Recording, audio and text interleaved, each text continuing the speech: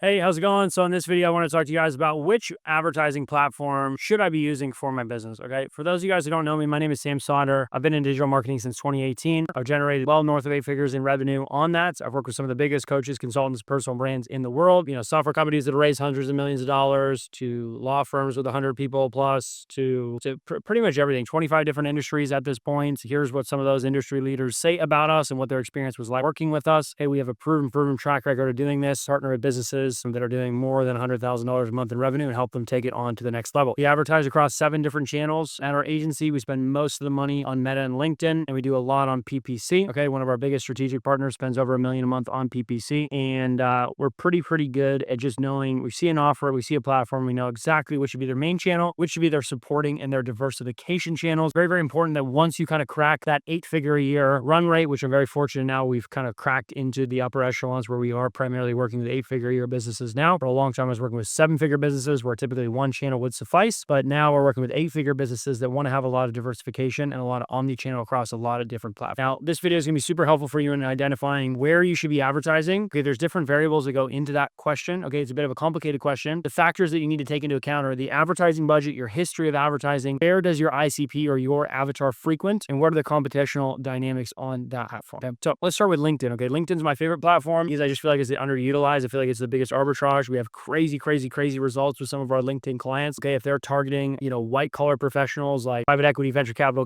raising, family offices, lawyers, you get insanely good results there because there's nobody with a really good direct response background in some of these niche audiences like they are on Meta or like they are on Facebook. Okay, so I get very cheap CPMs, reasonable click-through rates, and then there's also some stuff we do with the funnel and the AI and scraping their LinkedIn platform, which we auto collect to write hyper-personalized copy and email follow-up for all the leads that we generate from that platform. So we have a strategy and we have a framework on that platform that gives us really high arbitrages. But with all that being said, really what you have to ask yourself with LinkedIn is going to be a great platform for you if you're targeting some of those white collar older demographics like private equity, venture capital, law. If I was targeting partners at law firms, I'd prefer LinkedIn over Meta. Family offices, lawyers. The family offices are the really good ones are not going to be on Meta the same way that they are on LinkedIn. Okay, they're still going to be on Meta, but you can get even better quality in my opinion on LinkedIn. Okay, where it does the offers that it does really well for, I want to include this here, are like career consulting, recruiting offers crush on LinkedIn. What else does really well on here? Executive coaching. Okay, and then B2B does really well. And then when we do capital raising and deal flow campaigns.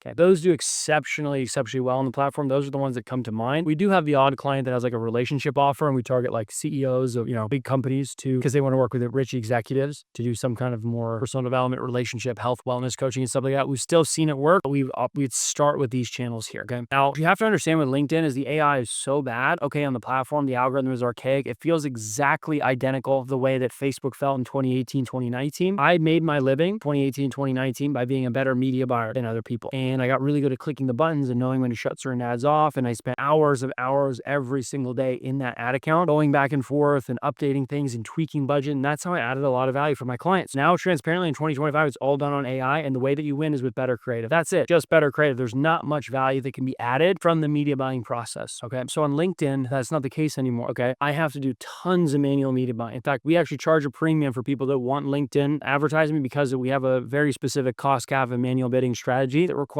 tons and tons of constant iteration, adjustment, and constant checking to keep our costs in check while scaling quite a bit on those platforms. Okay, so you're gonna have a lot more variables, and the probability that you have a successful and profitable campaign is lower on LinkedIn because you have to make sure that the AI targets the right audience and you have the right creative and you have the right off. So it's definitely not ideal for getting a proof of concept. Okay, most of the time you can target your ideal avatar on Meta. That is a much better platform for your proof of concept. Okay, Meta is phenomenal for getting a proof of concept because the AI is going to do all the targeting for you. The only variables that you have to figure out are the creative and the funnel and the sales process, which is still a lot. Okay, it's very hard in advertising to go from 0 to 1, but it's very easy to go from 1 to 10. We have tons of clients where we will break even on the paid ads for 3, 6, 9 months, and then the budget and the results and the ROI will 6, 7, 8x in a matter of six months. Like we had one client recently. It took 5 months to get them to 40K a month, and we were break even. We weren't even generating that much profit, 40K a month, and then 60 days after that, we hit 200K a month. because once you have something that's working, it's very easy to double down on that. Okay, now if we had to back on the additional variables in that process of also needing to target the right audience, the hundreds of variations and options for that, that could be exceptionally difficult on LinkedIn. It might take in 6, 9, 10 months. Okay, and sometimes it's not even worth it to go for that if LinkedIn is not going to be your main channel. Okay, so Meta is phenomenal for, I would call it, more informal offers. So if you're going like BizOp, or you're going personal development or health and wellness or something like that, like a just not as sophisticated, not as like entrenched old school industry, okay, then Meta is going to be and Instagram is going to be a phenomenal platform for you. Okay, it's also great with older demographics. Okay, one of my friends, I spent recently a good bit of time with him, is Ryan Clogg. Guy does $3 million a month selling fitness women's coaching offer, and it crushes on Meta. I already knew before I even said it. He's like, yeah, we get 80% of our revenue on Meta. Of course, like there's so many older people and boomers that are still on that platform. It still crushes, okay, towards that older demographic. Like, they're 80% of his demos there. It goes back to this question here of like, where does your ideal avatar frequent? The average 40 to 60-year-old woman who's like, retired, not working a ton, she's going to spend way more time on Meta and Instagram than she is on LinkedIn or YouTube. Okay, so just kind of hope you understand that before we kind of move on there. It's great for proof of concept, great for biz op, relationship, health, wellness, coaching offers, like that newer stuff. LinkedIn is great for like older professions like law, corporate stuff. Okay, now let's go to YouTube. Okay, YouTube, again, with just YouTube and PPC, I'm breaking them up into two separate platforms, but really they're both owned by Google. Okay, YouTube, the algorithm is just tough. It's like hard to crack it. Okay, it's not as good as Meta. Meta will find your fucking customer for you so fast, so fast. The AI is so well trained. If you know how to train the pixel, then Meta will find it for you so quickly. YouTube is not like that. Okay, it takes me a long time to get YouTube or PPC working because the algorithm's just not quite as good. Okay, there's a lot more variables, search term reports, exclusions, negative keyword lists. There's just a lot of things going into it. But once I crack it, I get freaking excited. That is huge. That information arbitrage, that is a moat around, a mini little moat around your business, because those series of pages, messaging, copy, sales, promotion, whatever, once you crack that, you should be very excited because YouTube is going to give you incredible scale potential. It is a scaling platform. Okay, I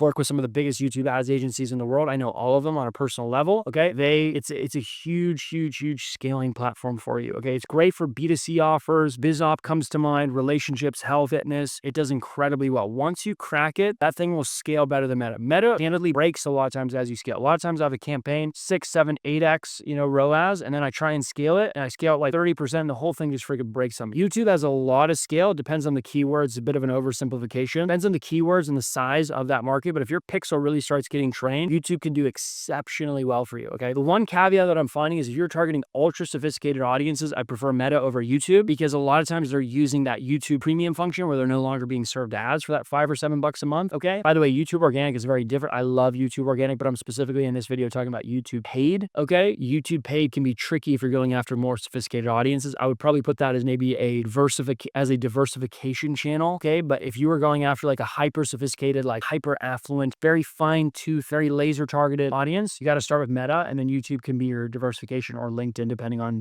your business. Okay. Let's talk briefly about PPC. Okay. If you're spending more than $100K a month on any platform, you should be spending a few $1,000s a month just on your branded terms, your organic, your warm traffic there. Okay. Now, if you want to start tapping into cold traffic, okay, PPC is great if you already have existing search demand for your product or service. Okay. So like BizOp or, BizOp, I just don't see that working quite as well. You're typically want to, create demand for that. So you have some unique mechanism, or you have some kind of unique new way of doing things. You want to create demand for that. You don't necessarily want to try and capture the demand that's already there. I think of PPC as lead capturing versus interruption-based advertising as creating new leads to begin with. Okay. PPC is incredibly expensive. Okay. I used to work for a $25 billion fund in-house, and we used to pay like $30 or $40 a click. There was just no arbitrage for us when we had to pay, 10% landing page conversion rate, a certain percentage of leads dropping off. You have to pay $1,000 or $2,000 a meeting for an ultra high net worth meeting with a prospect. So what did we do? We moved to Meta, where there was a big arbitrage. Did we have lower intent and a longer sales cycle? Yes. A lot of times our deals